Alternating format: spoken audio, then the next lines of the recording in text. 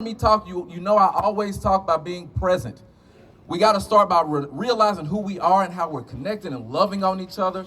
The fact that you're here today on a Sunday, you beat the sun out and stayed when the sun said, hey, let me show you who I am.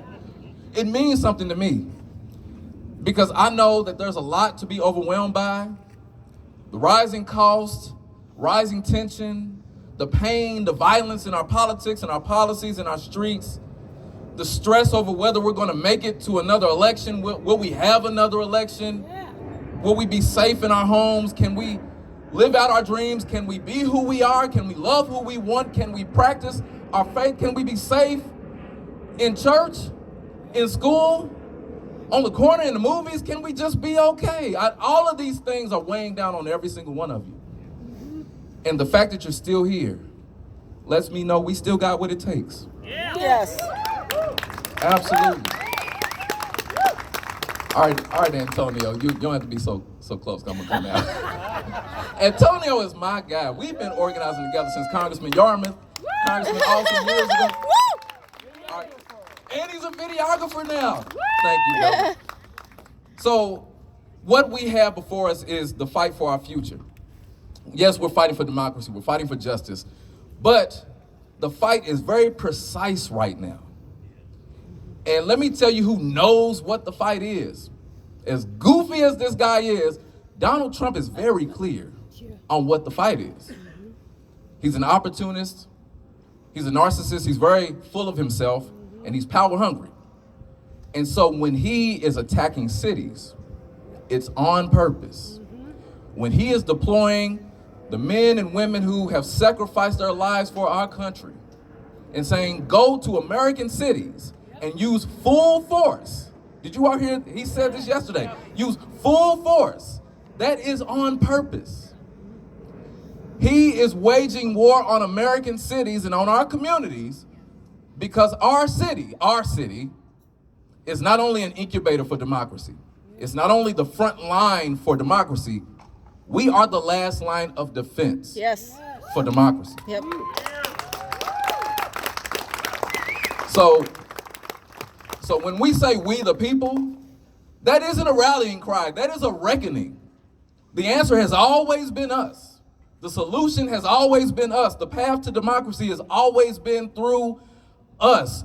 But I think it's becoming clearer now that this isn't just an abstract debate for Washington, because they've already sold us out. Yep. The corruption, the big money agendas that are dominating politics in Washington have exposed that they are not going to value our lives. They are not going to do the things that we need. We've been crying out for common sense gun legislation. We have cried out to protect our home from climate chaos. We've cried out for investments in our communities and our children. We've cried out for all the social determinants of health. We've cried out for the fact that no one should have to ration medicine to feed their children. We have cried out over and over again. They've made it clear they have no intent of hearing us and being accountable to us. And I want to pause for a second because I don't know if you all saw the news, but there was another shooting right outside Detroit, about 50 miles outside Detroit. Some of our loved ones in Michigan were at church. It was a Mormon church in Michigan. They were there to fellowship. They were there to love on each other. They were there to get some fuel in their tank so they can go out into the world and do good. I'm certain. What they did not intend is to go into that church and never leave it. We had another mass shooting at a church today. And while there are so many news headlines, I want to punctuate that for a second. And I need you to hear these words. Take this in. Shootings at church are a part of the status quo. Come on. No. Shootings at church, mass shootings, lives being lost day after day is a status quo. And they burn it. And people may still be in the church. And now, when people say we lift up thoughts and prayers, that means something to me. My mom is a preacher. Both my parents are ministers. I grew up in the church. I'm a preacher's kid. I know the power of prayer. So whenever that language has been co-opted, it pains me because there are people who say thoughts and prayers because they intend to do nothing, which means they're not actually praying, because I was taught you pray with your feet. That you pray with your hands, you pray with your heart, you pray with everything in you. Prayer is an action word. It isn't a passive word. But to take that even further, if we would ever accept that thoughts and prayers were enough to keep our children safe, our families safe, our communities safe, what do we say to those very people who were thinking and praying as those bullets flew through that sacred building? Enough has to be enough. We cannot be passive or look away or expect someone else to speak up or expect someone else to fight for us or expect someone else to do right by our families and our future. The fight for democracy, the fight for freedom, the fight for healing, the fight for humanity rests in us. It rests in us. And while we send love up to Michigan, we need to do a whole lot more than just give them our thoughts. You being here today is a part of the response. That's what I want to share with you. This is not just a day to rally and to listen to great music. Although art and creativity is the soundtrack to the movement, we need it. This isn't just about rallying, this is a reckoning. And the question we all have to ask ourselves is, what are we going to do in this moment? Are we going to lay down and give in to complacency and accept this status quo and allow this Titanic to continue to sink on our watch, or are we going to fight back? Fight back! Fight! I know the answer. I know we're going to fight back. We're here fighting back. And so I wanted to give you some encouragement, because the news doesn't cover this. All the headlines, all the overwhelming stories about the misery and the pain and the anguish and the hatred and the bigotry and the fascism, over and over again, it could convince us that we're not in this fight. Let's prove them wrong, because not only are we in this fight, we will win this fight. Because there are more of us. The people united will never be divided is a fabric call. It is letting us know if we lock arms and stand together, I always say from the hood to the holler, but from the west end to the south end to the east end, if we stand together, we can win the future we deserve. We still can. And we've been doing it. That's the part I need you to take in. Because I know a lot of people ask me, Charles, what can we do? And I try to remind you, we're doing it. We just have to do it with intention and replenish ourselves and love on each other along the way. Bending the moral arc toward justice is not something that happens overnight. The fact that Louisville is one of the most segregated cities in the country did not happen overnight. So the solutions and the change will not happen overnight, but we are the change and we are happening. And I want to remind you of some things, because it can be easy to forget the victories we have won along the way. We don't even have to go back that far. I think about when the whole world looked at Louisville, Kentucky. It was in the wake of Breonna Taylor's door being busted down. You got to go back to that moment, because like I said, a lot has happened, but go back for a second. Her door was busted down.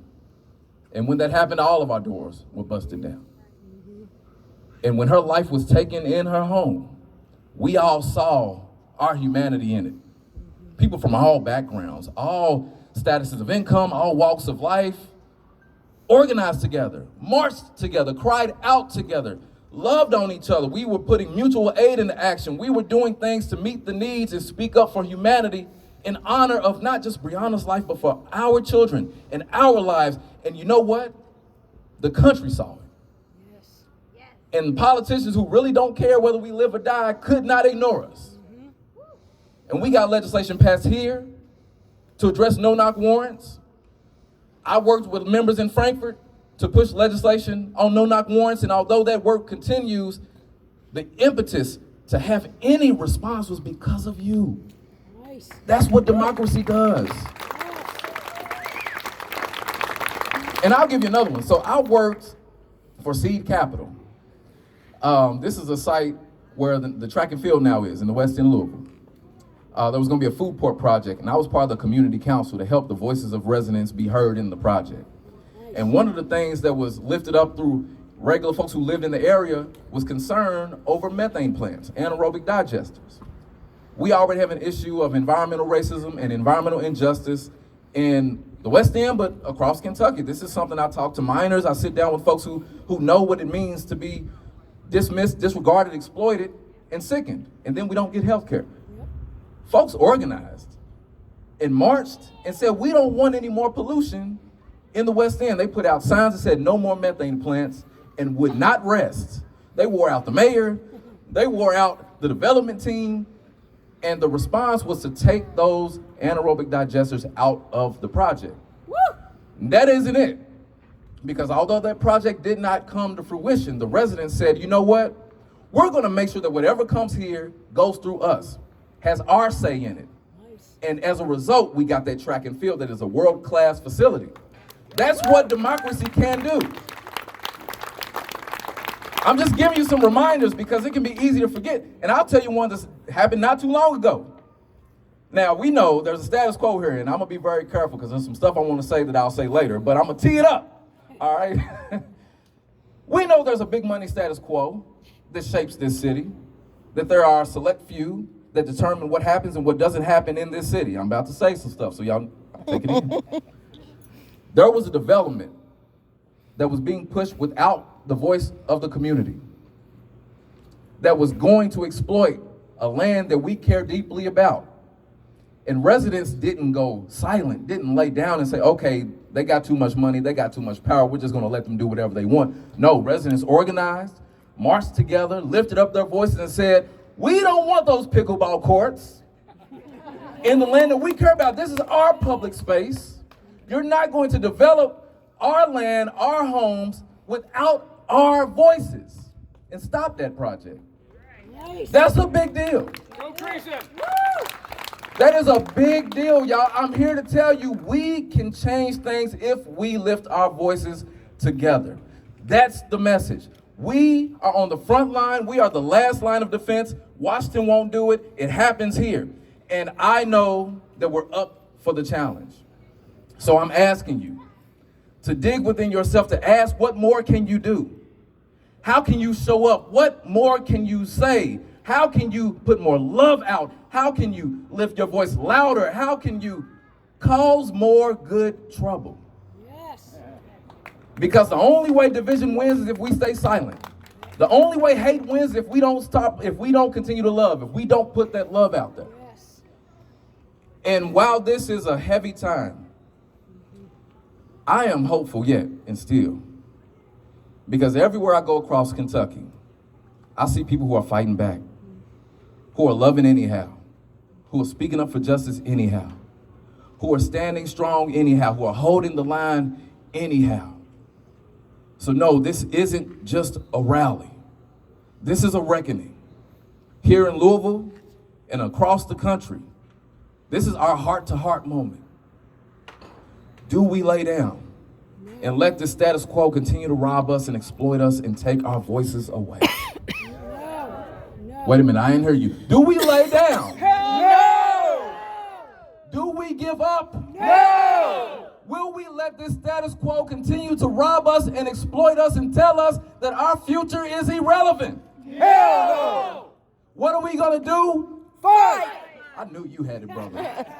We're gonna fight back with everything in us. If we wake up tomorrow, blessed to see another day, we're gonna fight like hell. Yes, sir. Sorry, Lord, I know you understand my heart. And if you don't take anything else from me, because here in our city and in our state, coupled with what's happening at the federal level, we're on the precipice. I'm telling you, anybody that thinks we can sit this next election out is not paying enough attention. Because I don't know if we sit this out that we'll have an election after this next cycle. They are redistricting the maps in real time. They are doing everything they can to take our voices away right now.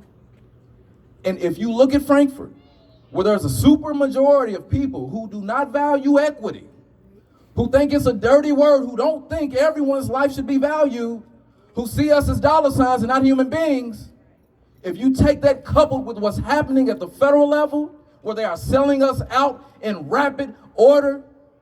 And then you look at what happens in our city, where language of the movement has been co-opted, and all we get in response is drones and more police who are ill-equipped and not properly supported to address the needs that we face, because we are dealing with a public health crisis where we have children being shot on the bus stop and people laying in the street with no place to go, while our country is on track to having the very first trillionaire. We cannot sleep now. Are you going to stay quiet? No! I know you won't. So this is what we're going to do. We're going to make some noise. My church is right up the street. I'm pretty sure my pastor is still there. So I want us to make some noise to where he can hear us. I'm going to text him when we leave.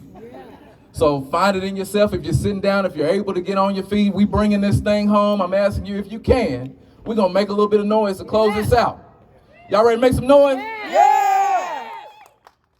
If you believe that Louisville is worth fighting for, let me hear you say yeah. Yeah! If you believe that democracy is worth standing for, let me hear you say yeah. Yeah! If you believe our children deserve to live out their dreams, let me hear you say yeah. Yeah! If you're tired of seeing headline after headline of lives being lost to gun violence, let me hear you say yeah. Yeah! If you're ready to act, even if our politicians won't, let me hear you say yeah. Yeah!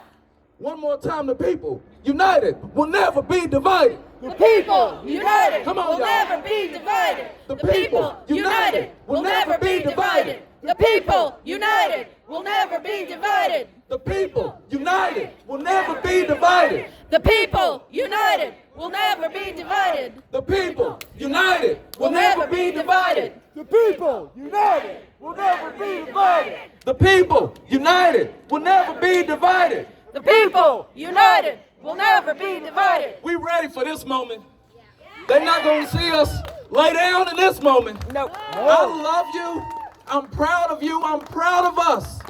I'm proud of the story we're writing right now. This is a story of democracy, and we're writing it right now. Democracy isn't just given. It isn't just something that is provided and that should just be assumed. It is something that comes because we dream it up. And it's something that can be lost if we give up on that dream, and we're not giving up on that dream. And I can't thank you enough for continuing to dream on.